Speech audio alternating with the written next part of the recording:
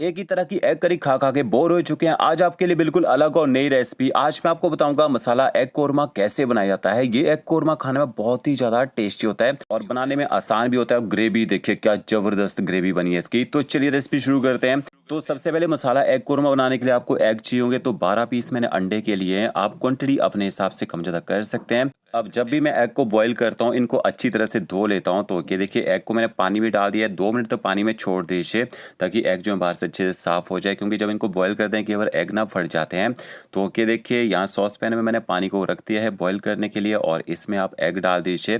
गर्म पानी में एग नहीं डालना है, ठंडे पानी में एग डाल दीजिए। साथ में थोड़ा सा आपने नमक ऐड कर देना है और इनको 15 मिनट तक उबलने दीजिए मीडियम फ्लेम में। ज़्यादा तेज गैस में नहीं पकाना है। और 600 ग्राम यहाँ पे मैंने प्याज लिया है। प्याज की क्वांटिटी थोड़ी सी ज़्यादा ली है क्योंकि हमें ग्रेवी ज़्यादा चाहिए यहाँ पे। तो प्याज को आपने छील लेना है। प्याज की जो जड़ वाली साइड होती है उसको आपने ज़्यादा छीलना होता है। उसके नीचे जो हार्ड डंठल होता है ना उसको पूरी तरह से निकाल देना है। तो देखिए इस तरह से प्याज को छील लीजिए। अब आपने प्याज की कटिंग करनी है।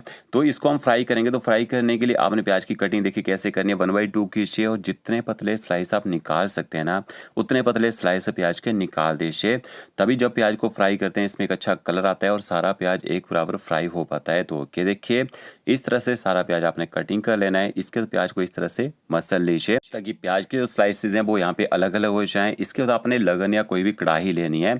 तो यहाँ पे मैंने लगन ली है, उसमें 150 ml ऑयल ऐड करेंगे। ऑयल का यूज़ फ्राई करने के लिए थोड़ा सा ज़्यादा किया जाता है, बाद में आप इस ऑयल को निकाल सकते हैं। तो ऑयल जैसे हल्का सा गर्म हो जाएगा इसके बाद आपने प्याज इसमें ऐड कर देना है और ये देखिए इस तरह से प्याज को आपने मसल के डालना है। अब आपने गैस की फ्लेम हाई करनी है और तब तक हाई फ्लेम में पकाना है जब तक प्याज का कलर हल्का सा लाइट गोल्डन ब्राउन होना शुरू ना हो जाए। और बीच बीच में आपने यहाँ पे पलटा चलाते रहना है। तो क्या देखिए आप देख सकते हैं प्याज सॉफ्ट हो चुका है और हल्का सा कलर यहाँ पे चेंज हो चुका है। अब आपने गैस की फ्लेम ना मीडियम कर देनी है और तब तक गोल्डन ब्राउन होने तक पकाना है जब तक इसमें एक अच्छा कलर ना आ जाए। तो देखिए प्याज का कलर एकदम लाइट गोल्डन ब्राउन हो चुका है। अब आपने गैस की फ्लेम ना बंद कर देनी है और प्याज को आप निकाल लीजिए। इससे आप ब्राउन नहीं करना है, इससे आप ब्राउन करेंगे प्याज जल जाता है और उसमें एक कड़वा टेस्ट आ जाता है। तो अच्छी तरह से ऑयल को आपने इस तरह से देखिए निकलने देना है। अब आप प्याज को किसी पेपर के ऊपर रख दीजिए। यहाँ पे प्याज को देखिए मैंने नैपकिन पेपर के ऊपर रख दिया है ताकि इसमें जितना भी ऑयल हो वो नैपकिन पेपर सोक कर ले यहाँ पे। और प्याज को आपने इस तरह से बिखेर देना है। तो एकदम परफेक्ट आपने गोल्डन ब्राउन प्याज फ्राई करना होगा बिरयानी के लिए, कोरमा के लिए इस तरह से कीजिएगा। और ये देखिए दूसरी साइड ना 15 मिनट तक मैंने एग को बॉईल कर लिया था। अब आपने एग को छान लेना है और इसमें आपने ठंडा पानी डाल देना है ताकि एग जो है जल्दी से ठंडे हो जाएं। ठंडा पानी डालने से इनका जो छिलका वो आसानी से निकल जाता है। अगर आपके पास आइस हो पानी के साथ थोड़ी सी आइस भी डाल सकते हैं। अब आपने एग का जो छिलका है इस तरह से देखिए निकाल लेना है और इसके बाद आपने एग में कट लगाने हैं। या तो आप फोक से इस तरह से होल कर दीजिए ताकि जब हमारा एग कोरमा बन के तैयार हो ग्रेवी का अच्छा टेस्ट इसके अंदर तक आए। या फिर आप इसमें कट भी लगा सकते हैं।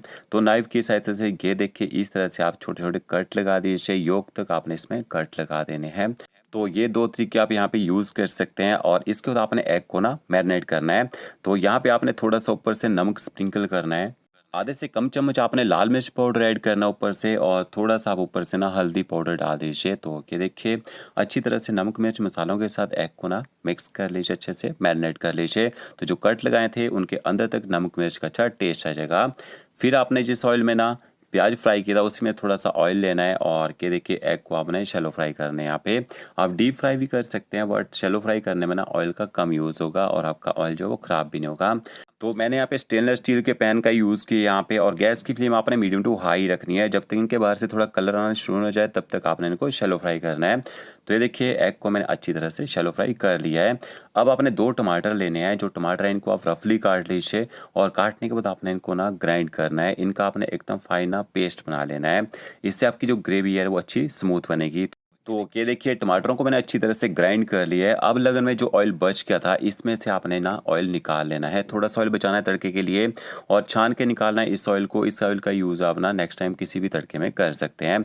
तो देखिए थोड़ा सा ऑयल बचाया, थोड़े खड़े मसाले ऐड कीजिएगा। एक तेज पत्ता, 2 आपने इसमें बड़ी इलायची ऐड करनी है, 2 से 3 आप इसमें छोटी इलायची ऐड कीजिए, जावित्री, एक आपने इसमें चक्री फूल ऐड करना है, 2 से 3 आपने इसमें लौंग ऐड करने हैं और इनके साथ ही आपने एक बड़ा चम्मच इसमें अदरक लहसुन का पेस्ट ऐड कर देना है।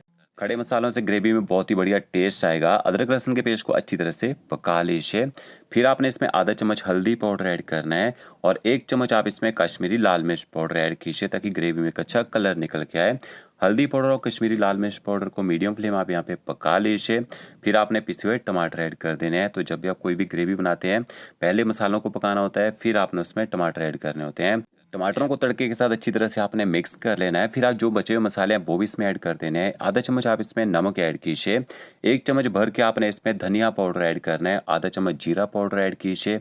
साथ में आपने इसमें थोड़ी सी रोस्ट की कसूरी मेथी ऐड करनी है। आधे से कम चम्मच आपने इसमें तीखे वाला लाल मिर्च पाउडर ऐड करना है। और आधा चम्मच आप इसमें ना गरम मसाला पाउडर ऐड कीजिए, या फिर कोरमा मसाला हो तो आप कोरमा मसाला भी इसमें डाल सकते हैं।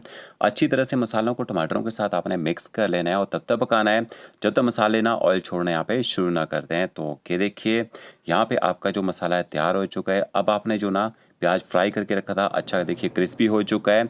तो इस प्याज को आपने इस तरह से देखिए मसल लेना है। इसको आपने क्रश करके डालना है। पीस के भी डाल सकते हैं, बट पीस के डालने से ना टेस्ट अच्छा नहीं आता है। तो इस तरह से क्रश करके ऐड करेंगे ना, बहुत ही बढ़िया टेस्ट आएगा और आपकी जो ग्रेवी है ना एकदम दानेदार बन के तैयार होगी। तो यहाँ पे मैंने सारा प्याज देखिए ऐड कर दिया क्रश करके, और इसके बाद आपने प्याज को भी ना टमाटर और मसालों के साथ यहाँ पे मिक्स कर लेना है। 1.5 से 2 मिनट तक प्याज को भून लीजिए ताकि प्याज ना अच्छी तरह से मैश हो जाए यहाँ पे। फिर आपने इसमें ना दही ऐड करनी है। तो यहाँ पे देखिए 200 ग्राम मैंने दही ली है, और दही आपकी खट्टी नहीं होनी चाहिए क्योंकि टमाटरों को भी हमने यूज़ किया था यहाँ पे। और दही को अच्छी तरह से बिस्कर से ना फेंट के डालना है। तो ओके, देखिए दही भी ऐड कर दिया। गैस की फ्लेम आपने मीडियम रखनी है। दही को अच्छी तरह से मिक्स कर लीजिए और 2 से 3 मिनट तक आपने दही को भी ना मसालों के साथ पका लेना है यहाँ पे।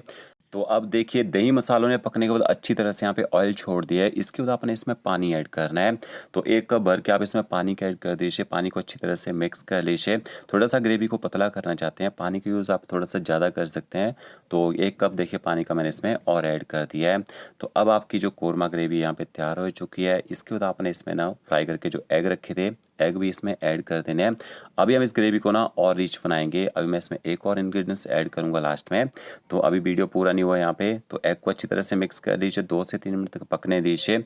आपने थोड़ा सा ऊपर से बारीक कटा हुआ हरा धनिया ऐड करना है और धनिया को भी मिक्स कर लीजिए।